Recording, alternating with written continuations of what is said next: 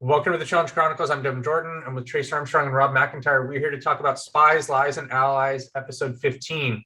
If you'd like to listen to our All-Stars recaps, which we plan to record episode 2 tomorrow morning, you can go to patreon.com/the Challenge Chronicles, and that gets you all of our other bonus content as well.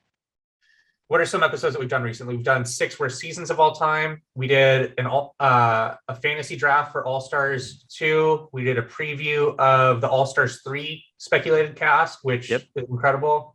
All-Stars 2 coverage in general. Yeah, all the All-Star 2 coverage. You can listen to the entire Duel Chronicle, which will eventually make its way to the public feed. And we have started chronicling the ruins as well. I think we've done 3 episodes on the ruins at this point. We've done 2 episodes that have covered the first 4 episodes of the ruins. Yeah, so definitely check those out. Good stuff. $4 a month for less than the price of a Starbucks venti holiday latte. You will get a month of extra holiday challenge goodness. How much is a venti holiday latte? Like 5 something, 6 something in some places. Is it like cinnamon stuff or what is it? I mean, it's like peppermint mocha, toasted white chocolate mocha, stuff like that. So no gingerbread latte. Screw you, Starbucks. Venti lattes down there. Up here, it's like $7.80 for a venti latte. Well, you're in DC. That's where everything's overrated and exaggerated. How many ounces are in a venti? 20. It's aggressive. And a Trenta is 30. Italian for 30. Do you get these trays? As a treat, occasionally, yes. Most of the time, I am a very boring black coffee person. But in holiday times, I will tear up some gingerbread lattes. So I'm still bitter that for the last 3 years, Starbucks has not had the gingerbread latte. So I don't drink any of these things. Anyway, right, do the challenge. What do you want to talk about, Rob? You choose. How dumb are these people? No, I don't want to say that word. We're not supposed to say that anymore. I can't like with this cast, which I'm now dubbing the Legion of Morons for how they've behaved consistently throughout this season. It's just a blunder after blunder after blunder after blunder after blunder. So what's your biggest issue with last night? The larger issue is just that CT, who's won the season 4 times, won the season of the regular show 4 times, has won 2 spinoffs. The rest of these people have accomplished next to nothing that are still on this cast. They all just don't see it's an issue that he's still there. Like, I just can't wrap my head around how, like, Devin can walk into a final, see CT standing next to him, and not just like walk off the side and throw himself into the water. Because the thing is, they're gonna have like one more elimination, aren't they? Yes, one more male. There's a chance it's like I can see them doing a double or something just to like filter down to 4 each. But yeah, there's 1 or 2 eliminations. How can they think that's the main larger issue? It's just that for whatever reason, the majority of this cast just does not recognize that as a problem. We need to, but before we do the All-Stars recap, we need to listen to someone in Patreon messaged us about this. I believe it was Eduardo. He said that Devin did a interview with Challenge Mania. I listened to it. That talked about his logic on why they didn't throw in CT and how CT kind of stood in the game. Let's just Trace has already listened to it. We'll make a point to listen to it before we record Spies, Lies, and Allies tomorrow. And I feel like that might be a good conversation to have. So I actually listened to an interview Nelson did with Tori and Min, and this honestly got me almost angrier than just the episode. But Nelson was talking about how going into the game, Corey, Devin, and like a couple other, like just the guys in the house were like, look, we just got to get CT out. It just can't work if he's there. And then like four or so days in, Nelson was like, oh, we should keep putting in CT. Like if we win, we should put in CT. And then Devin was just no longer about it. And everybody else was like, no, we got other things to worry about. CT's fine. And then Nelson was like, I would put in CT if I win, but Nelson, of course, just never wins because he's just Nelson and it doesn't happen for him. And then Devin's now just letting CT walk to the finish line. I just can't. So what did he say then in the episode, Trace? Was his logic in not putting him in? Basically, they viewed him as part of their alliance and keeping. Who cares? I know. And okay, let you guys need to listen to it, and then we'll have a better discussion about it. Because let me say one thing, and then I want to say another thing here. Number 1, last night was the best episode of the season so far. Okay, I really, really, really liked that episode a lot, and I see Devin's reaction that he disagrees. But regardless, I felt last night was the best episode of the season because It showed the potential that this season had if you didn't have 80 billion freaking rookies on the show. Okay. This could have been every episode what we got last night, and I wouldn't be complaining as much about the show. Number two, not this Devin. Devin on the show is a whiny little bitch who needs to get over himself. Okay. All right. I want to start here because these fucking morons are just showing how amateur they are at playing this game. Like, just completely idiotic what they're doing. First of all, Devin's all butthurt over Tori trying to help her team win and them not win. And he's all butthurt and crying about it. And he's all pissy. And look, Johnny Bananas said it best. You make an alliance and you stick with that alliance until towards the end where you have to start looking out for yourself. Because if you want to win, that sometimes means that some of the handshakes you have are going to fall apart at the end, because that's what happens when you get down to a certain point. It's every man for themselves at that point. Tori is no longer on Devin's team. Is Tori just supposed to let that team win because they're in an alliance together and she's just supposed to be happy for them? Look, Tori wants to win too. She doesn't have a championship. So at this point, she has to ride or die with Ruby, because if she doesn't go into elimination next time, she's never going to be on Devin's team again. Get over yourself, idiot. So my thing is, and I've had like barely over, I think, 1 waking hour since I've seen the episode, so I haven't really thought about this. Could she have just colluded with Emerald for one of them to win, and then they throw someone on Ruby? Like, would that have been an option for them? She could have done that. I think her concern then was that if Ruby loses another guy, they have no chance of. They're already have a very low chance of winning missions, especially at that point. They really just have no shot. So her hope was to like push them forward, and then next week for Girls Week, maybe they have a shot of stumbling into a win. I mean, Big T's going in next week, right? Well, but who's Big T picking? I mean, if I'm Tori, I feel pretty comfortable if Big T picks me to go to elimination. Well, you just don't know what it is, though. I mean, Like, Rob, if it involves math, that's a problem. Rob, I don't know. Have we seen any indication that Big T's going to math? What would you put? What would we put the odds on Big T versus Tori in elimination? I mean, it's like 80% Tori or something like that. Maybe Yeah. a little bit higher even. I think We also just haven't seen many just puzzle eliminations in a while. You know what I mean? Usually that there's some other stuff involved, and I agree. it can go along with the puzzle. It's been pretty physically based every time. Even last night's elimination was very physical, even though they weren't going at each other directly. I didn't mind last night's elimination. I thought it was I great. liked the elimination.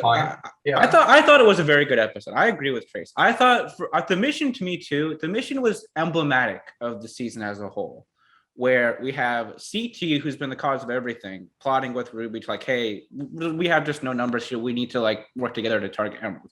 Then we have Kyle dick over in the mission where he like starts stealing, can't get Emerald and Sapphire straight in his head and starts stealing from Sapphire. What the fuck? And then no, I think it's not just that. For one, Tori told him to steal from Emerald and he messed that up. It's also just basic logic that one team has way more people than you, so you should be stealing from them. Mm-hmm. And then so we have that happen. Then we have Emerald and Ruby get into their little tiff over whatever, and then they just both start stealing from each other. Meanwhile, Sapphire are 2 dynamites away from winning. When they're way down in the numbers, they should have no chance of doing this. Tori is still stealing from Emerald when before the round, they were like, hey, Sapphire's got 2 dynamites away to win. You need to steal from them. They're going to win. Like, I don't even understand what you're doing. And then after that, she gets so mad at Kyle for stealing. Oh, Kyle, you lost the mission for us. You were stealing from Emerald when Sapphire was 2 dynamites away from about to win. And they had 1 girl running. The producers just got so lucky that the cast caused confusion and chaos upon themselves, right? Because this is fundamentally designed again for, well, I guess I was going to say it was designed again for more people, or the team with more people to win, but that's not what happened. They just had the same people go over and over and over. Mm-hmm. There was only one. I don't think it was necessarily. I think it was an advantage to some degree, but I don't think it was.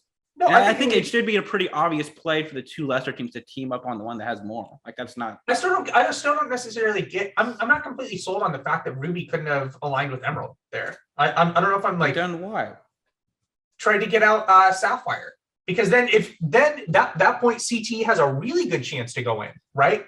You team up with them, you vote in CT, whatever team wins, right? They could have set it up that Tori could have like struck a deal with Emerald that Ruby would win, right? Ruby would get its first victory as long as I guess CT is the only guy Emerald's just not. I just don't think there's much. Like you need to win. There's not much because you're so likely to go in just because of how the numbers are. Who needs to win? But any team. I'm saying if you're a guy on a team, you need to win. Like if you don't win, you just have such a high likelihood of going in with how the numbers play out. I mean, if Tori would have been okay with putting in a manual, I think there's something that they could have done. But for obvious reasons, that wouldn't be the case, right? Because they could have struck a deal where Josh and Devin could have gone to Tori and said, hey, we'll help Ruby win if you vote in CT. And at that point, if you voted in a manual, well, I don't know. I think there's something. I just think, especially if you're Josh, you have to win to keep staying. I just don't think he's got he just knows he's such a city. That's just the point in the game we're at, right? He's the weakest person there. The deal between Ruby and Saphire makes sense to me because if it all just plays out evenly, Emerald should win because they just have more people. Like that's just what should happen. But just the fact that Emerald and Ruby start screaming at each other over whatever, and then they only start stealing from each other when Sapphire's 3 dynamites away from running. I'm like, you guys, it's just so emblematic of how the season's played out so far. Just amateur hour. I mean, that's what it is. Like we're watching the B squad at this point because other than CT, none of these people know what the hell they're doing. Like Devin and Josh I keep using this phrase because it's the only way I can describe it. We're just being so butthurt over everything. It's like, look, you can't always control the game and have everything turn out exactly the way you planned. It's the challenge. Something is going to happen to screw up your plan. The only time that a plan worked from start to finish on the show was the ruins. And Evan and Kenny literally executed perfectly each time. Duel 2, I think, works very much to form for how that alliance wants. I think there's plenty of seasons where a plan gets hashed at the beginning and then it gets carried out throughout. So for one, Devin, when somebody you're aligned with is like crying from what you're doing to them, I just don't think that's like a good play for your long term. It's just like, what are you getting out of that at that point? Like it's already done. The mission already ended. Yeah, dude. So for Devin, when he was at nomination, I know exactly what you're talking. This is ridiculous. And he tried to tell everyone there that he had done the best that he could to get everyone there, and that he was somewhat responsible for them being there. It's like, dude, what the fuck are you doing? Yeah. Like, you think people want to hear that? No. That's going to go over well for you? It's so weird, and like it just makes no logical. How does that like work functionally? Like that he's somehow making the argument that he's kept everybody there because he's only voted in a specific number of people. Let me think about this. Devin's voted in Logan. Let's see, how many other people on this thing has he voted in? Oh yeah, he and Josh whispered that it was okay if Amanda took Tori's spot. Yeah, they've been real loyal and really had a lot to do. I also just think, who cares, man? Like everybody's there playing for themselves. If you're telling, honestly, if I wasn't aligned with him, that would make me so much more concerned about him. I'm just one of 1,000 people on his totem pole. There's no like delineation to any of it. That whole thing is just very bizarre to me. What else? I knew that Josh got eliminated halfway through the episode. And you know how I knew? Once they lost, he was done. Well, it was funny. If you watch his confessionals from the halfway point, you can tell it took a lot of takes to get his confessionals because his eyes were bloodshot from crying. Like his eyes were so red. He'd either smoked a really good dime bag or he'd been crying a lot. And it was like, okay, he's going home. Like, so when all this drama was playing out, I went, Josh is going home. And it just like, what did he expect? Like, I will give Josh a lot of credit. He played the best game he's played for himself in the history that he's been on the show. You know, he really got himself into better shape. He seemed to have a much better game going on. But when it comes down to it, he's just not an elite competitor yet, I think if that's he what ever it will is, be. right? Well, I mean, it depends on how you define competitor. I mean, I think he's a good enough competitor to go home where he went home Mhm. last night, right? Sure. I think he's just limited enough physically when it comes to like how he is relative to the other people on the cast, that it's just going to be tough for him, right? Mhm. It's going to be tough for him to make it the entire length of a season. I can see, because it did seem like he really sold out to do the best he could this season. And it's just Mhm. like, it's kind of like, this is a weird reference. It's like in Monsters University where Mike Wazowski has everything he possibly can to be a good monster and like get people to be scared of him and scream. And there's just a certain point where there's just a limit to what you can do. And it feels like he's hit that. I don't know. I think he still can get in better shape. Like, I mean, he's in good shape for Josh, but I wouldn't say that he's in like. But he's great still just so shape. clumsy. Yeah. I just don't know if that improves that much, even if he gets in better shape. I mean, I think his best play is he's just got to work the political realm better and be smarter with decisions, because there were ways for them to keep him out of elimination if they had performed better or made different deals. And it just like, if you're him, he should have known, like you said a few minutes ago, if we don't win today, I'm probably getting picked. So I have to make whatever deal I can to stay out of this. Yeah, I mean, it was his day, right? He's on the bottom of the totem pole. It could have been Emmanuel. I think Kyle chose the right person. I think Oh, it for really sure. did come down to speed and agility, and I wouldn't have wanted to go against Emmanuel either. I think Emmanuel talking about how Kyle is chicken, he's a fucking idiot. Like, Yeah. calm the fuck down. Like, Kyle's just gonna do whatever like the best for his game is. Yeah. That was the thing too. Amanda and Tori were the ones talking to Kyle and telling him like they're the ones that are smart about this game. Like that's the thing that blew my mind that people aren't realizing in that house is that CT and Amanda are the smartest people in the game right now, because Amanda said, look, you have to do what's best for your game and your family at home. So do not worry about who you piss off in this process. You have to do what's best for you here. And he did, and it worked out. Well, the thing is with that though, like she did say that, but there was also at the elimination when he does pick Josh, she like panics and like is covering her head and is like super. She's like, what do you think doing the best for Kyle was going to? Oh, that's just challenge acting. Yeah, you just that's a performance. They ask for those reaction shots. That's bullshit. Yeah.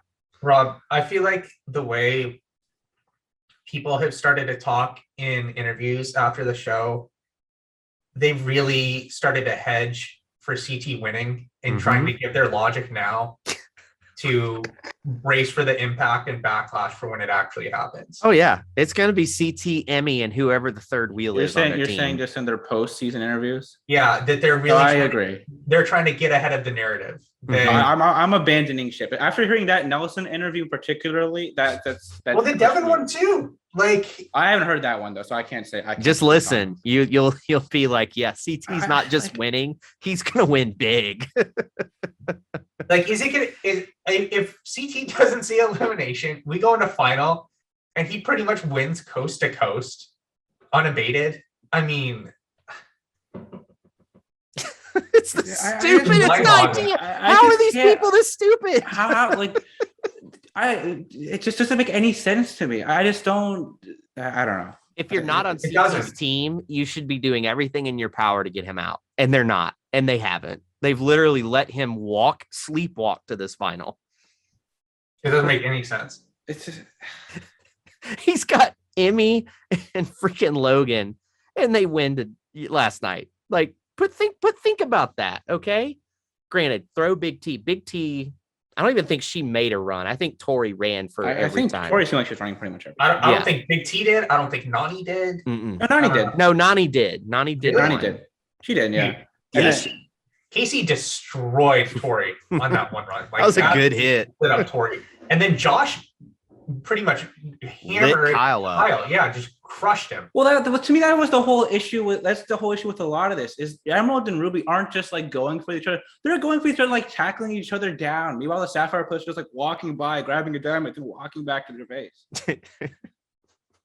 And CT and Logan are just tagging it up, man. Like they're switching almost every time, executing. Like it just once again, it's just amateur hour with those other teams. They just don't know what they're doing in this game. They really don't.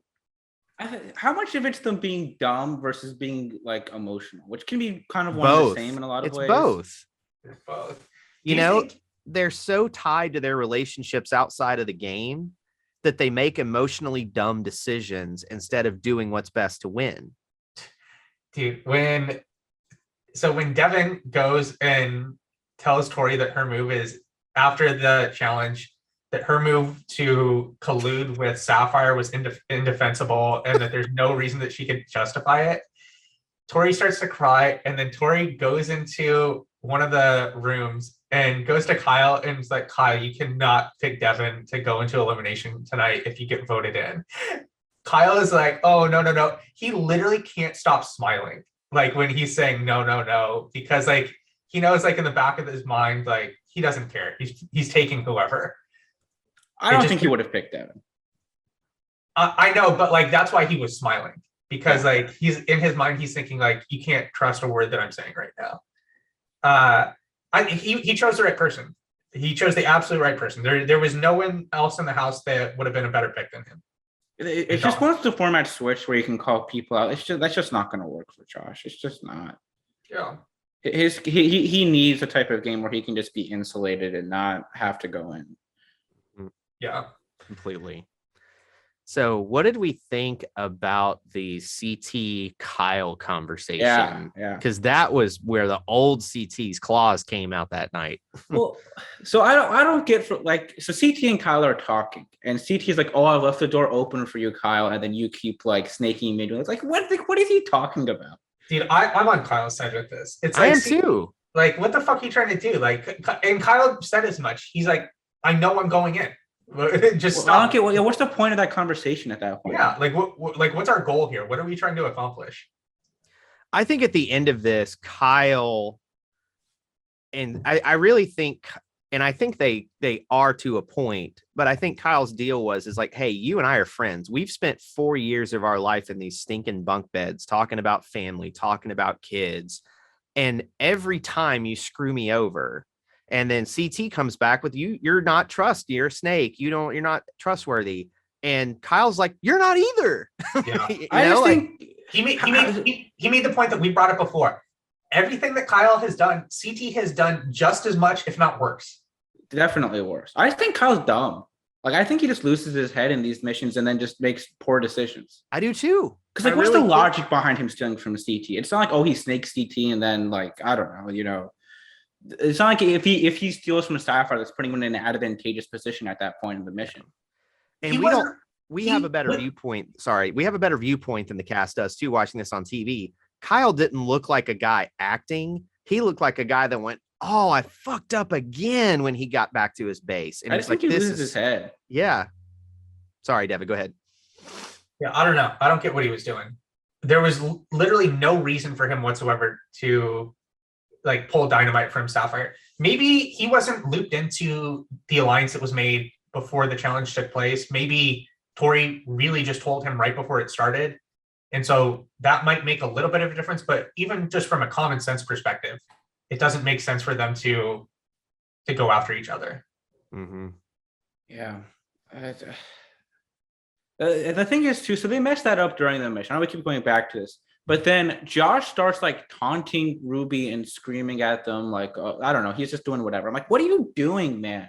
Like the whole point of this mission should be to be as quiet as possible and let the other two teams fight it out. Did Devin go at all during the mission?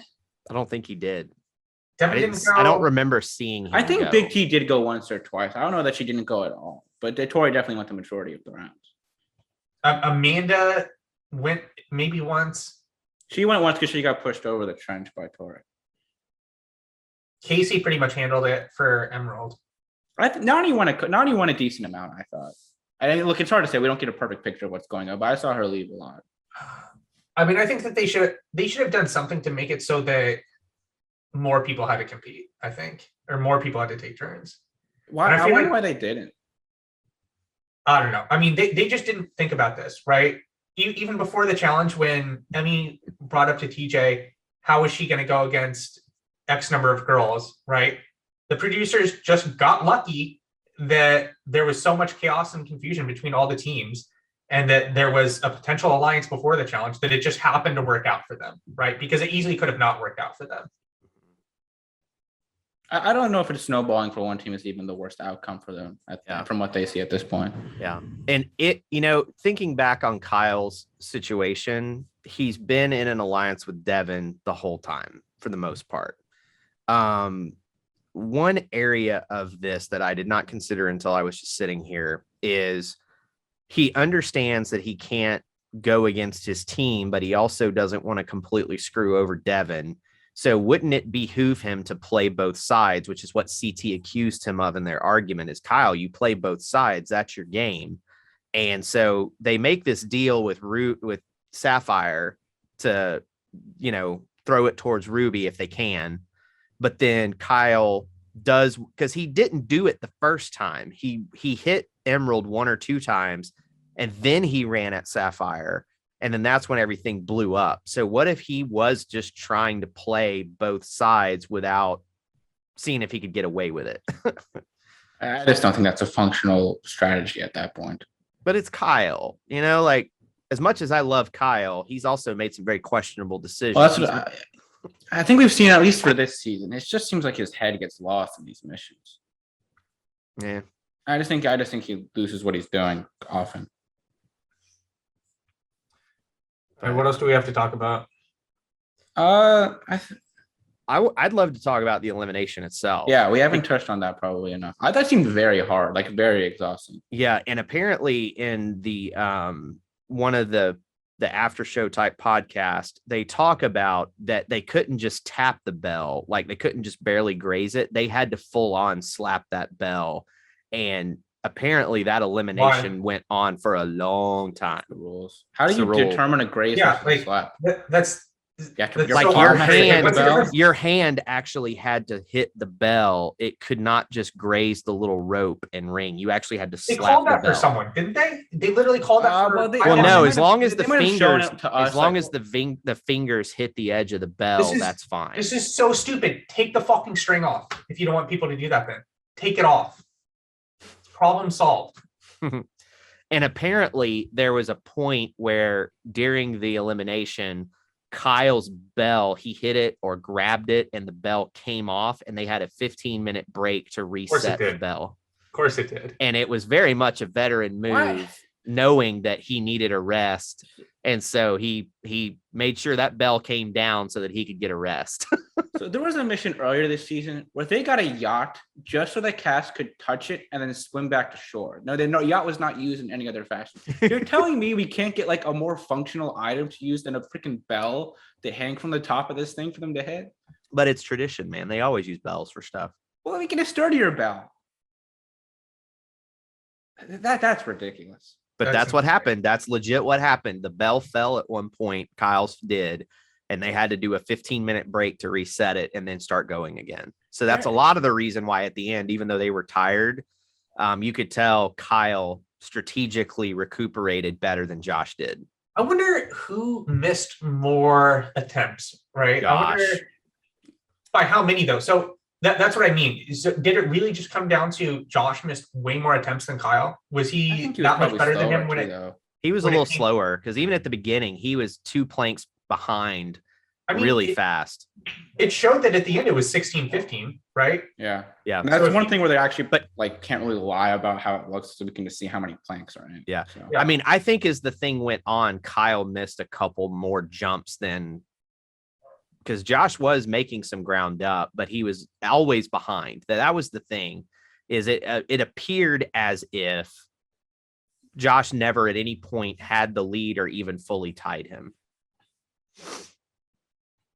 So either way, I thought it was a good elimination. The bell thing was weird to me, just how they structured that part of it. Yeah, and of course we got to burn the bridge. Of course, yeah. You should have it. When in doubt, have fire. I think that's the new production rule. Just when in doubt, have fire. Is there just like something with the budget as states, like, okay, this % of the budget has to be used in pyrotechnics or large vehicles? There's some producer that has a wet dream over pyrotechnics and fire. His dream is to be the Michael Bay of reality TV. I think it could be like he's got friends who are like in that industry, so then they get either A to get deals or B he like gets some kickback from them from MTV's budget. They just think that that's what people want to see. Yeah. That's what it is. They think that will entertain people. Yeah. Lighting stuff on fire and explosions. Yeah. Have you? When was the last time you saw any explosion on Survivor? Never. There ever been an They explosion don't on do Survivor? them. When do they do them? If it was the same random places that the challenge does them, you know, like they can start Explosions? sprinkling in explosions too. Yeah. I don't think they wouldn't be part of their vibe though. It's all supposed to. I be mean, you like- could say that about the challenge before they started doing them. No, but like Survivors, so the challenges always had, well, not maybe not always, but it's been like bigger, bolder, like big action, Over type the stuff. top is probably Yeah, where the better Survivor's way. whole thing is you're like abandoned on an island.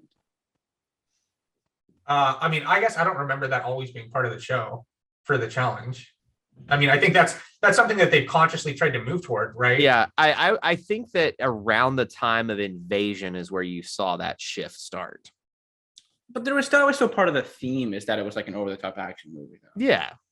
I absolutely. disagree. That hasn't always been part of the show. Around It's an over-the-top Rivals, action movie. after Rivals is when that started to become like the over the top stunts got more crazy. Like prior to Rivals, there would be like always like a building mission where they'd have to go between two buildings or rappel down a building or something like that. But things just started getting bigger, badder after Rivals, especially when you think about what is it, the Battle of the Sexes 2, where they had to do the rope mission down the building thing. Like that thing is a crazy action movie stunt type thing. Like even like Mosley like showing up in like this Sam Fisher secret Oh, agent don't gear. even. My thing is my thing is with that is just the Survivor would never do anything like that. Yeah. Do you Next, think, you're like, going to what? tell me pop culture bike jump is part Like of have it. a secret agent themed mission. Yeah, because they're not trying to peddle some fucking movie. Like they make enough money that they don't No, have to but worry I about just that shit. I think that I guess with the challenge, there's like it's just like a high testosterone environment. Like it's like political CrossFit, but then like dump a bunch of protein powder and pre-workout on top of it. Yeah, I mean, in the sense that the show sucks. Yeah, sure, I guess. Like, Yeah. I think that there's a very conscious difference there. in terms of Yeah. what they're doing. But you know what's really funny? Did you guys watch the sneak peek of All Stars 2 that aired immediately following I the did. challenge? yeah, All they showed was the classic challenge party stuff where they're all dressed up pretending it's a prom. That is all they showed was the cast getting crazy, having a good time. These almost 40-year-old people are still doing the same shit that they did on the show before. And it was highly entertaining and made me extremely happy to watch All Stars today at some point. if they would have left that on, I probably would have continued to sat there and watch it all the way through. Yes. Right? If they would have just like continued to show it, but then at one point the preview ended, and then I just went on with whatever else. I need to like DM Tech about his suits. I want to see where his tailor's going or what tailor he's using to get these things. It's pretty awesome. Yeah, they are pretty good. So, I mean, it's so interesting to me as we lose Rob's video, that there is just such like a Dr. Jekyll and Mr. Hyde approach. It's like the formula you see on All Stars has always worked, has always given you good television. And the main show does everything in their power to not do that anymore. Do I look okay now? Yeah, no, you're move your back. camera down because it's gonna fuck up when like Devin goes to edit this. half the episode you're right here, and then the other episode you're in a completely different spot. Dude, so I Just turn your video. okay, turn well, your- You turn look your like video you need to sit on a phone book right like now. gosh, this is a disaster. Okay, so I gave a presentation at work earlier this week, and inside the meeting there's like 200 or so people, but then it's broadcast out to thousands of people across the country. This meeting is my first time doing this meeting. Nobody at this job has ever had their cameras on. Nobody ever turns on their camera. It's just not something they do. So I go through the meeting goes fine. Everything goes relatively well, whatever. I don't know anybody in the meeting. As we're leaving the meeting, I see my camera was on like throughout the whole meeting. And I was not wearing a shirt while I'm doing this meeting. So rookie move. Without giving away what I do, I don't see or know the name of pretty much anybody in this meeting. It's all like it just. How many people are on this meeting? It's broadcast out to over 1,000 different people in different parts of the government throughout the country. You might have some solicitations, Rob, after this. Rob, did HR like message you immediately after the meeting? I have not seen anything yet, but well, that's been not been long since then. Oh my gosh. That's so hilarious to me. I mean, my abs looked good in the video, so at least I didn't look bad, but it was not a good scene. I don't even know where to go after that one. mean, we can start covering the random stuff that we didn't cover. Do we need to talk about the Leroy stuff that has come out this week and him doing the Instagram? Do we want to? I don't know. We need to. Clearly, MTV handled that situation exceptionally poorly. She should, as not always. Have been on the show. What happened? So Leroy did a 40-minute Instagram live talking about the struggles, and a lot of the reasons that he had to leave the show had to do with how MTV and Bunim Murray handled the Camilla and him situation from Dirty 30. And he talked about how it affected him and how it bothered him that instead of the Ashley situation is what brought it back up for him to decide to finally speak out. Because it's like, if the cast had not chosen to say, we won't come to the reunion, or, if you don't talk about this situation on the show, because originally they weren't going to show the situation that occurred on Dirty 30. That's probably publicly documented. So the cast said, well, we're not going to show up for the reunion if you don't do it. So they had to include it, and they didn't want to. With Ashley, them sweeping, her, whatever she allegedly said to Josh or whomever, he's like, it's just more of the same. They're not changing. And he basically called them out. And he said, this is how this affected me. And it hurt me that they did this. And they allowed her. The reason Camilla isn't on the show anymore has nothing to do with her racial comments and actions. It was because she went nuts on production and stole the golf cart and all that stuff, and had a breakdown on the spinoff show. Became a liability, basically. Yeah. And so he really spoke from the heart, and I thought it was a great deal. And then Camilla goes on Instagram and talks about, just rambles and cries, but never really apologizes outright for her actions. It was just more of the, oh, poor me stuff. And so there was... This was this week. This just came out this week, yeah. Yeah, it was like Monday or Tuesday this all happened. Essentially, the crux of what I got from what was important with that is Leroy basically intimated that if the same thing had happened to him now, he wouldn't have continued to do the show. And he looks back on it, and like part of it was like forgiving himself for continuing to stick with people who had mistreated him from that point on. So I think if people want to look more into it, go ahead and look into it. Clearly, MTV again handled that situation extremely poorly. Nobody seems to have been happy with how they've been handling issues like this at this point. So I think that they need to. Yeah, they tweeted out an apology and that they will continue to work towards being better. So basically, it was like, we acknowledge this, but fuck off. That was the way it came across. I mean, come on, just to have the social media intern put out some PR nonsense. Just like, oh, okay, great. Yep. So.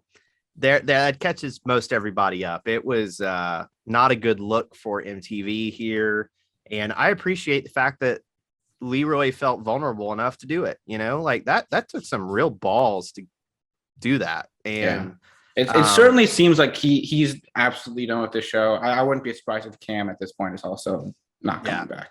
Yeah, I don't think you'll see either of them even on All Stars. I think they're done unless there's real change within how they handle stuff. And I just don't see that happening. You don't think Leroy is ever going to be on any like All Stars or Challenge ever again? Who knows what's going to happen in the future? I think the chances are no. He seems happy with what he's doing now. I don't think he needs to. How them casting going forward? It seems like it's going to be an issue. Well, that's why they had to move the next season of the regular show and do All Stars 3. They couldn't get a cast. There's all these people that say they don't want to do it, have issues with either from issues with production, timeline, whatever. It seems like it's going to be very hard for them to put something together. We've talked about this. Want people to do the show. You should want people to be begging you to do the show. And especially now that there's money, like real money. It's not even just the cast paychecks seem like they're very large. No. Well, yeah. So to go on the show, I mean, that's what Leroy mentioned in the Bananas podcast is he said that like the amount of money that they get paid just to go on the show is really good money. Yeah. That they get paid really well just to pretty much show up. Yeah. Like I bet Leroy was getting $50K just to show up.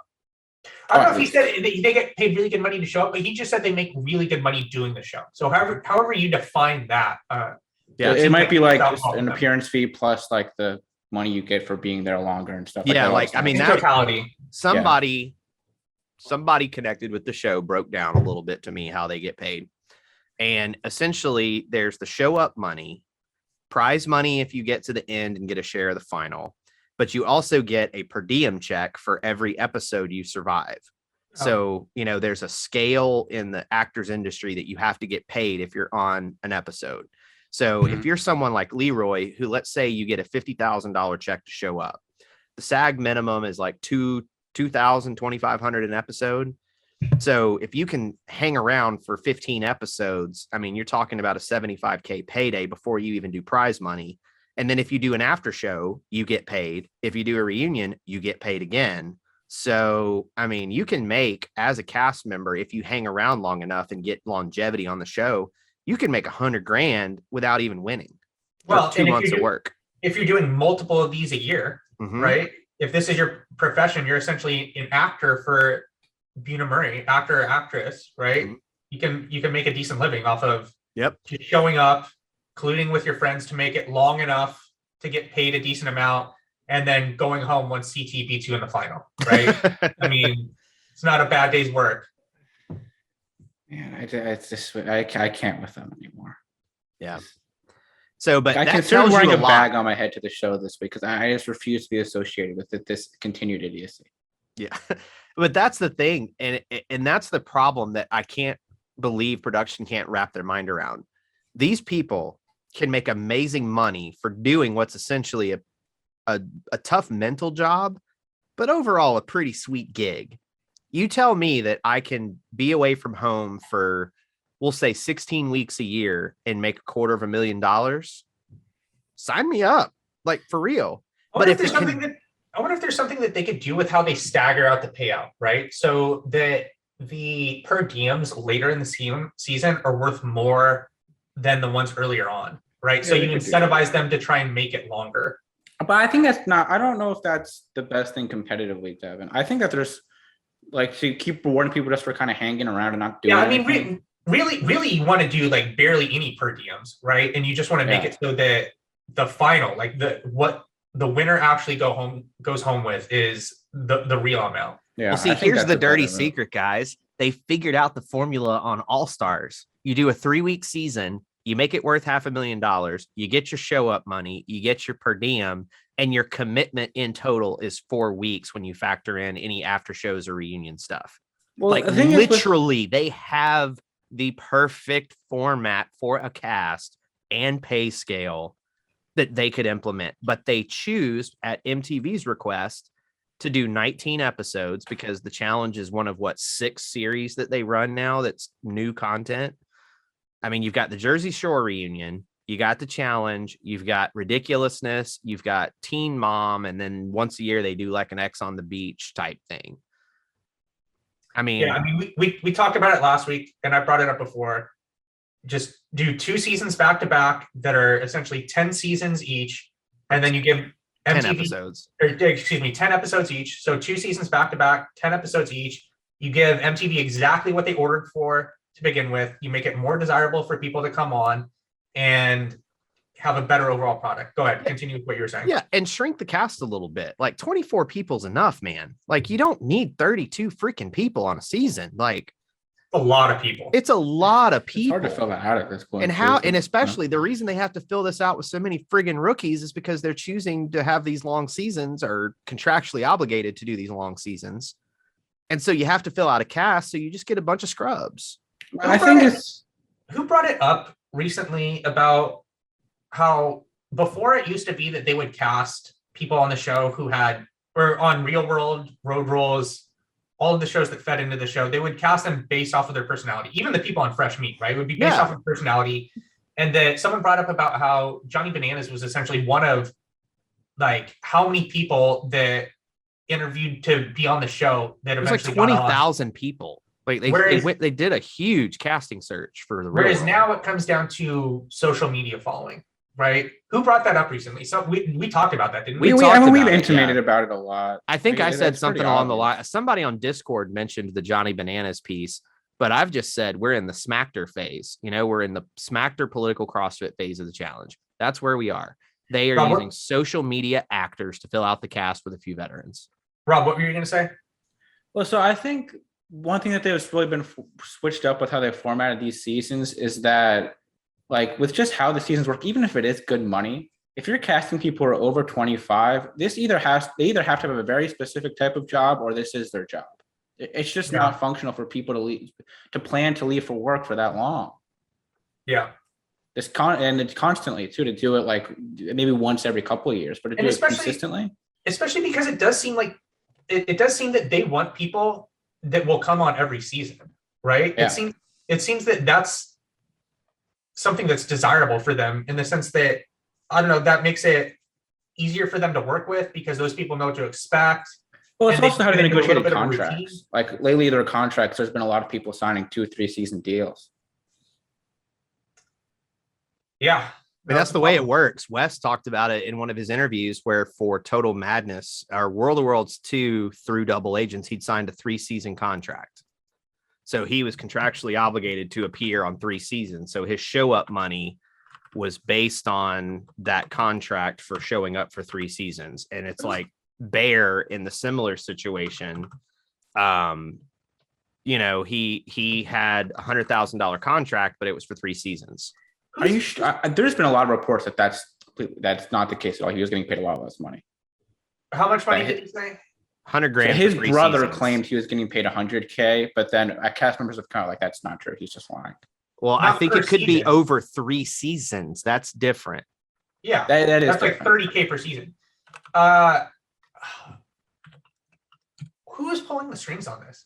Like at the end of the day, cast contracts. Yeah, who's making the decisions for them to essentially have an effect past X number of seasons across 3 seasons, right? If you're signing these contracts, that means it's setting in stone what happens for the next 3 seasons of production. And that means that this person, you would think, would be around long enough to have see the effects that would have on the overall product. I don't know, like who has enough power to actually put this into effect? Oh, I see. Who's enforcing these contracts? Yeah, like because so if I take over the show after this is signed and I see this contract, I'm like, get the fuck out of here. Like I'm not like, here's your money, go away. Like I don't want you on the season. I mean, they could do that. That'd be a ding in their budget. I could be, I don't know. It probably goes to the same problem we've talked about, is they're having trouble filling out the cast. And so you tie these people up to guarantee you'll have enough people to cast on the next season. That's probably what a lot of this is. Also like, I mean, they don't want to, if they're not honoring what they've agreed to with people, that has bad effects just in business in general. And you also have to still get the money. So you're saying like we sign whoever, I don't know. We signed Danny Jameson to a 2-season contract. No, pick someone out realistic because we would want Josh. Josh. Yeah. Sure, Josh. We signed Josh or Casey, for example. Casey's a perfect example. Okay, so we signed Casey to a 3-season contract. 2 seasons are up. You're saying the next season we don't want her. We just pay her the full amount of her contract and she doesn't show up. This is what happens. Casey comes in the room. I take the piece of paper. I do this. Yeah, that's not good, Devin. Then people are going to get mad about these. People are all she friends. Gets her money. What does she give a fuck? She gets her money. So that's what I'm asking you. So she still gets her money for that season. Yeah, I give her money. I don't give a shit. I don't want her on the season. Like if I'm one of the producers, if I'm one of the producers and my job is on the line, like my livelihood depends on the performance of this show and the quality of product that I'm putting forward. I don't think it depends on the quality of the product. And my success is tied to these jabronis that are brought on the show that aren't giving me absolutely nothing. Absolutely nothing. My thing is, out of here. I don't want you on here. I'm gonna go find someone that's gonna pretty much do this for no money that actually has some personality. The thing is, if you're just writing off that $30K or whatever it is to get Casey, I don't know how much it is, just whatever, however much of money. I just don't think production. I think you're putting your job more at line doing that than by casting a poor. No, because like I'm gonna try and make a good show. You know, like I don't think MTV cares. I'll go find someone that can do it for way less. That's a better person to have on the cast. I don't think MTV cares. What do you mean they don't care? Like they don't care that They don't care about the cast. Yeah, it's a very obvious they don't care about the cast. like I'm saying, like your job is more at risk much more risk doing that than just putting out a crappy What do product. they care if I say within budget? Why do they care? I'm in budget. I'm just saying, like, I think that you just wiping away that money that they've already agreed to. I think that would be looked upon. I think that they would have a much bigger issue with that than you putting out. I think that happens all the time. To be honest with you, that's what I'm saying though. Is like who is putting the show at risk by signing these long-term deals for them and pretty much tying them into a cast theoretically? Like who has enough power to be able to put that in place? That they're making decisions that span multiple seasons, right? Yeah. And they started really doing that around Dirty 30. And it's because there was this shift that they wanted to try to tie 2 or 3 seasons together thematically. So they talked about how Dirty 30, Vendettas, and Final Reckoning was a trilogy. And what a fucking terrible idea that was. Then they did what was going to be a trilogy for War of the Worlds 1, and then what was then known as Bloody Hell, and then the Battle for Independence. And now we're in the middle of the Spy trilogy of Double Agent, Spies, Lies, and Allies. And I would not be shocked if the next season is like Under the Challenge Undercover or something stupid like that, because that's the way they think about the show now, is in trilogies. And so they sign them to these 3-year deals so that I think their thought process is, if we can tie these 3 things together thematically, then we can quote unquote build conflict and relationships into the trilogy. The problem is it's not working. The thing is, I think they've pivoted out of that a lot. Like, I don't think you can put Total Madness next to War of the Worlds 1 and say that they're similar seasons. Well, that was the original plan, though. That's what I'm saying. I think that they abandoned that after War of the Worlds 2. No, they didn't. Battle of Independence was the name of the show the whole way through until they got done with production, and it was Total Madness. I know that. And then think about the fact that it took place in a bunker. It was meant to simulate being at war. Yeah. I mean, think about it. They've literally gone the complete opposite direction Survivor has gone, right? So they have these 3-season-long themed trilogies. Survivor doesn't even have a theme this season. Mm-hmm. It's Survivor 41. There's no theme at all. And you know what? It's great. And it's great. This season is great. You don't have to hear probes tie in some bullshit theme. You don't have to hear people say, as a brain, as a David. You don't get any of that. It's phenomenal. As this person is my blood in Blood versus Water. Yeah. I'm protecting my blood here. All right. What else do we need to talk about here? I think we're power rankings, because I feel like this is just. We got to get rolling. Okay, so for next week, are we pretty 99.9% sure that it's going to be Big T versus Amanda? Unless if Ruby somehow stumbles into a win. No, that ain't happening. Big T versus Amanda too. That's what's coming. I'm telling you, it's time. It's coming. They need to make the boxing poses. Yeah, exactly. Yeah. Yeah, Big T's going home next week for all of you listening. If you weren't, and that's not me reading a spoiler. That's just what's going to happen. It's a spoiler because it's what's going to happen. There's 0 chance. And I say that even with Ruby potentially stumbling into a win. What we saw on the trailer is that this is a running mission with backpack weights. Ruby ain't winning this. Okay. Logan and Nelson are competent in that, but you're only as fast as your slowest player. And yeah. Typically in missions like that, there's a puzzle sprinkled in too, right? It won't be just purely endurance. They'll have some type of puzzle or math involved, and that's just not going to turn out well for them. For Ruby, right? Yeah. Yeah. So, all right, Trace. Okay, this is so paint by numbers. As it stands right now, you have to go CT, Kyle, Devin. And then on the men's side, on the women's side, you sadly have to go Emmy, Casey, Nani, because of the way the alliances are going. Neither of them are probably going in elimination next week. And then overall, I think this is also pretty paint by numbers. You just have to say CT, Emmy, Kyle. Is there a chance Tori puts herself in next week? No. I mean, there's a chance, but why next week? Tori? Yeah. Oh, yeah. I see what you're saying. So that she could try to rejoin Emerald. I just join a different team. I think that bridge is blown up because Devin's she could join Saphire too. Maybe. I think that's not out of the question. I agree. Rob. So I'm abandoning ship. I won't put CT1. I'll put him 2. So I'll go Nelson 1, CT 2, I'm really feeling cold on Devin now. Maybe a part of it's just that I think he's was in a good spot and he's really blown up the ship with how he's handled things continuously here. So between him and Emmanuel for 3. I'll still keep him at 3, Devin. Nelson, CT, Devin. Yeah. And then on the women's side, Tori, Casey, Nani, and then overall, Nelson, Tori, CT. Say your overall again one more time, please. Nelson, Tori, CT. Okay. I will go for the men, CT, Logan, Nelson. For the women, I'll